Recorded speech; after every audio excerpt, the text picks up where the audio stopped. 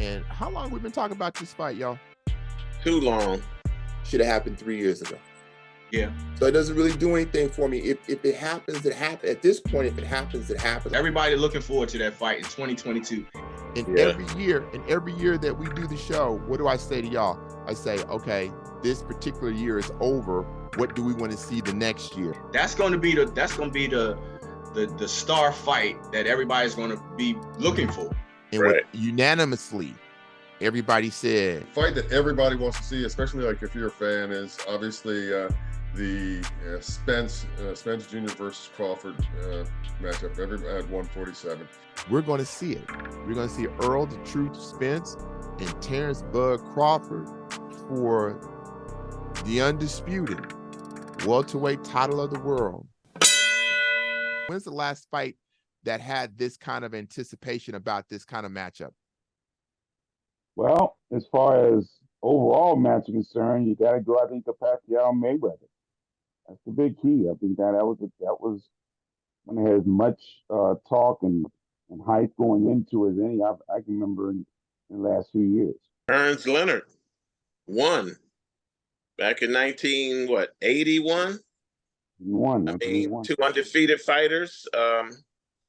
The brawl for it all, and it lived up to his billing. And I'm hoping this one does too. Mayweather versus Pacquiao. Years in the making. On again, off again, on again, off again, whatever.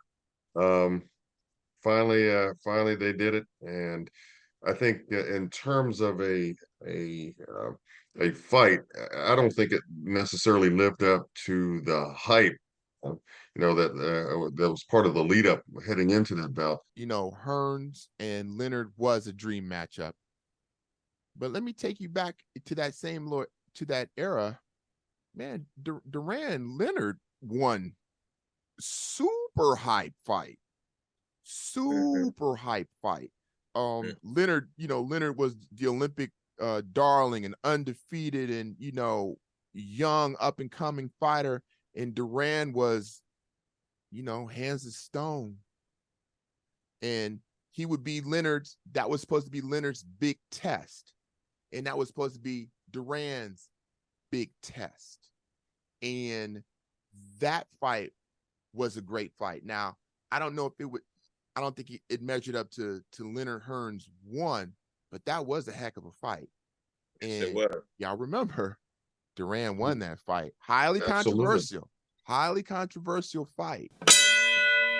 Everybody has a perspective on this. And I think this is the kind of fight, there's a lot of Spence fans out there.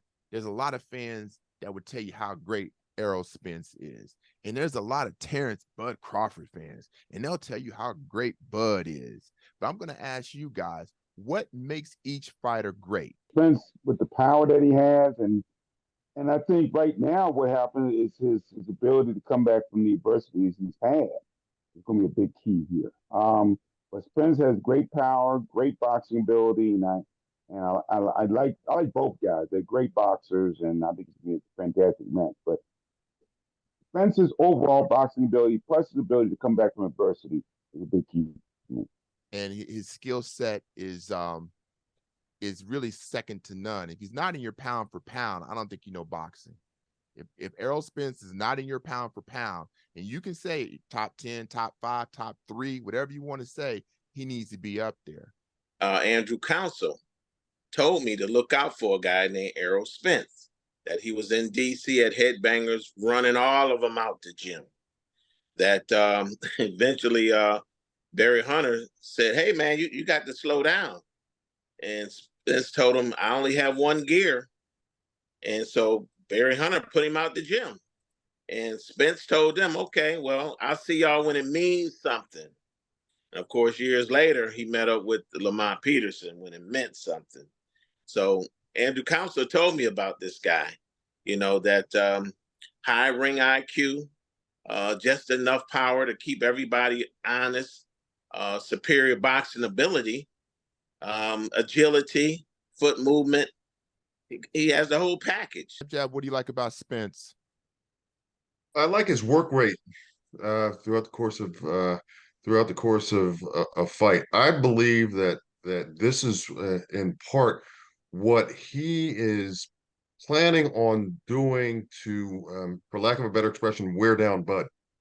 I think that he's going to make this a fight of wills, okay, and he's going to do it vis-a-vis that gorilla that he's going to bring in the form of pressure to force Bud to fight off his back foot the entire way.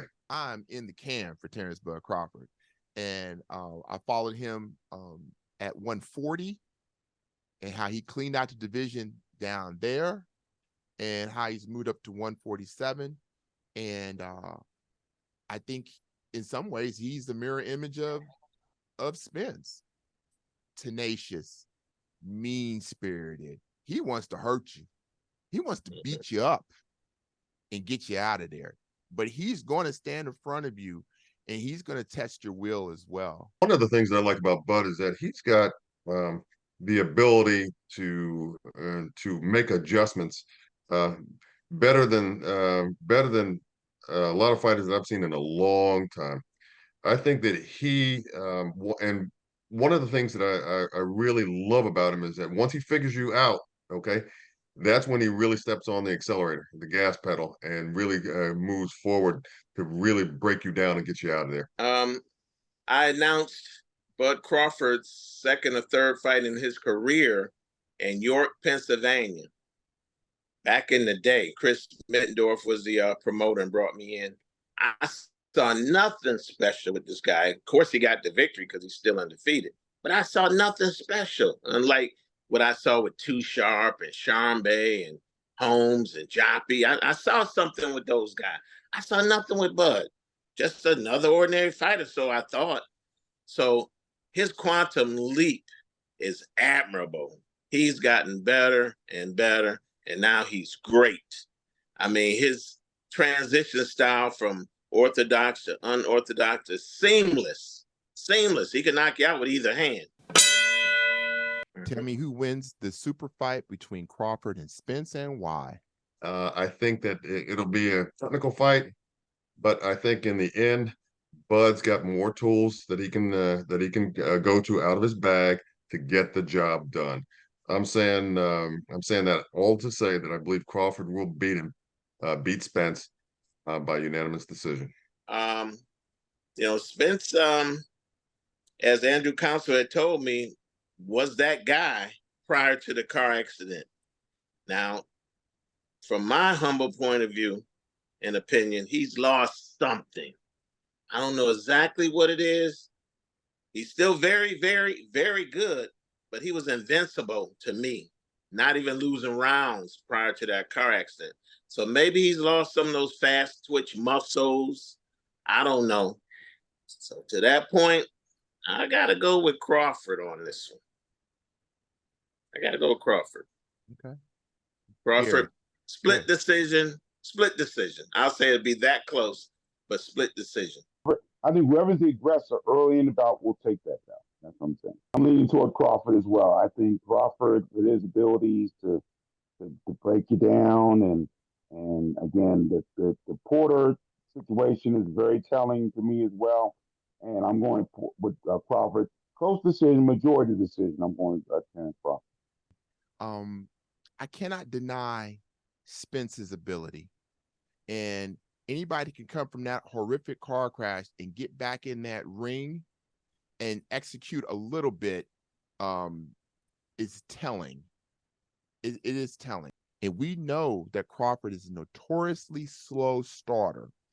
Spence might be able to steal rounds to the point where when Crawford does rally, he's so far behind, or the gap is such that he can't get over the hump to get him. So I'm taking Crawford. After all that. And all that. Right. After all that, right? Wow. I'm gonna take Crawford because I just think he's that much better than Spence. And I think as fight fans, the only thing we want to do is we want to see a great fight. And to your point, Henry, man, this smells like a trilogy. Yeah. It does. it's got trilogy dripping all over it, particularly if this first fight is a close one, and say Bud wins it by split decision. You know, then everybody's like, oh, you got to run that back. If Spence wins by split decision, you got to run that back. If it's a draw, they're going to do it. And here's the other thing too, and it's not going to be at 147.